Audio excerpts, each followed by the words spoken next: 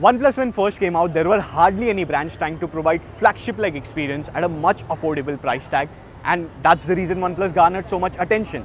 Well, surely that's not the case anymore as there is a lot of competition, but is OnePlus 6 still the best among all of them? Well, let's find out in this video. My name is Saurabh Nahar, you're watching All About Technologies. Let's begin. Starting off with the design, this time OnePlus 6 comes with a glass pack with Gorilla Glass 5 protection.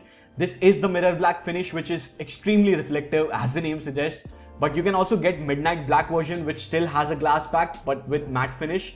Other than these two, there is silk white and newly launched red color, which is my personal favorite. So you have plenty of color options to choose from. Now flipping it to the front, it has that notch which almost every other phone in 2018 has. That being said, I'm not a huge fan of it, so I disabled it. Now the build quality is really good, it doesn't feel cheap in any way, and all the buttons are nice and tactile even after using it for more than 2 months. Now this year the slider is moved on to the right side, but honestly I got used to it, and so much so that the moment I switched to another device I was looking for that slider. So surely that's something I love about OnePlus phones. Now the phone feels really good in the hand due to the rounded edges at the back, but as I said earlier, it has the glass back, which means a lot of fingerprints, smudges and slipperiness. The case included this time is of good quality, and I did drop my device a couple of times, but nothing major happened, although I will still recommend buying a good quality case. So in terms of design and build quality, OnePlus 6 is equally premium as other flagships which cost much higher. Now talking about the display, the Full HD Plus AMOLED panel is bright, sharp and very colorful with great viewing angles.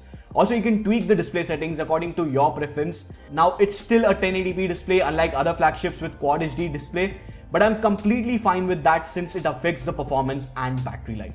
With that impressive display, a good speaker would have made media consumption great, but sadly speaker on OnePlus 6 is disappointing. It gets loud but the quality isn't that good, and also it lies in the position where it gets easily blocked. But good thing is it has a headphone jack and output from it is actually pretty good, and so is on Bluetooth earphones thanks to aptX technology. Now below the camera on the back there is a fingerprint scanner which is one of the best I have seen. It is extremely fast and accurate, but honestly I used it in rare situations as I love the face unlock on OnePlus 6. It is one of my favorite feature as it is super quick, and unlike on the iPhone 10 where you have to unlock the screen and then swipe up to unlock the phone, here you just have to tap the lock button, and if it recognizes your face it will unlock the phone. Also in dark lighting situations it brightens up the display, which is nice. Now OnePlus says the phone is water resistant and it should withstand being caught in the rain or little water splashes, but I won't recommend you to submerge it in swimming pool since there's no official IP rating for protection from water or dust. Looks like OnePlus has done some cost cutting here, but then it's completely acceptable. But where OnePlus haven't compromised is the performance. OnePlus 6 is a champ in performance. It comes with top of the line Snapdragon 845 processor, which is coupled with 8 or 6 GB of RAM and 64, 128 or 256 GB of storage depending on which variant you pick.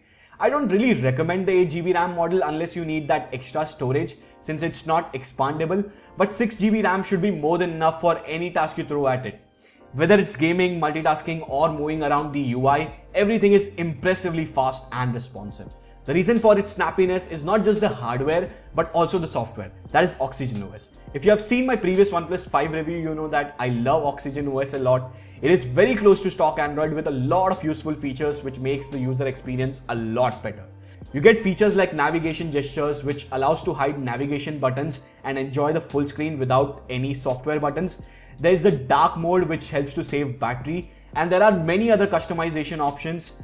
Speaking of software, OnePlus has a pretty good record for updates. In fact, Android P Beta is already available to download on OnePlus 6, so you don't have to worry about software updates. Let's talk about battery now. OnePlus 6 comes with 3300 mAh capacity battery, which is enough to provide you with juice for a full day with moderate to heavy usage if you use your device on Wi-Fi plus 4G.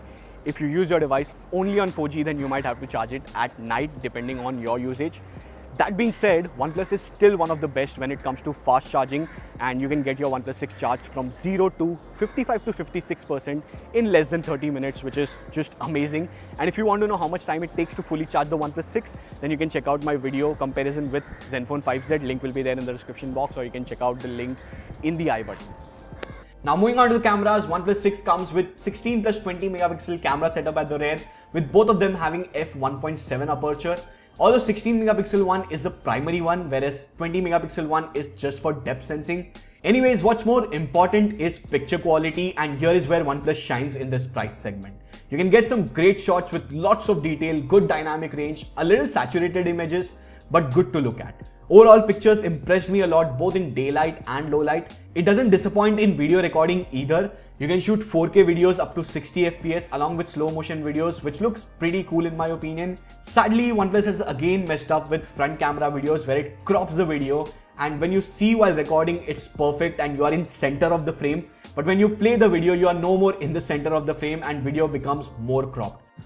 So as I'm shooting this video with the front camera of the OnePlus 6, right now I'm in center of the video, and you can judge the video quality, audio quality, as well as the stabilization.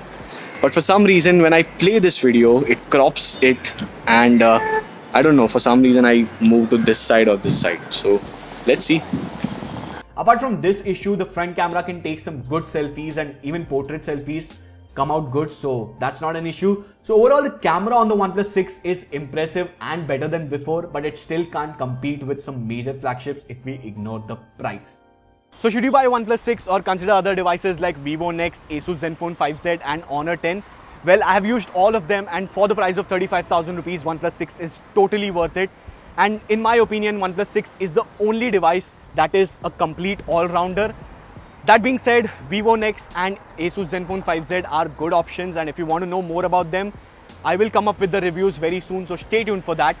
And that was my verdict on the OnePlus 6. Give this video a thumbs up if you enjoyed this video. Please hit that like button because I'm planning to buy a gimbal, because a lot of people like these outdoor style reviews. So if you enjoy these videos, then please hit that like button. If you're new here, make sure to subscribe and turn on the notifications. Make sure to follow me on Instagram and Twitter because I'm very active on those two platforms. So please do that.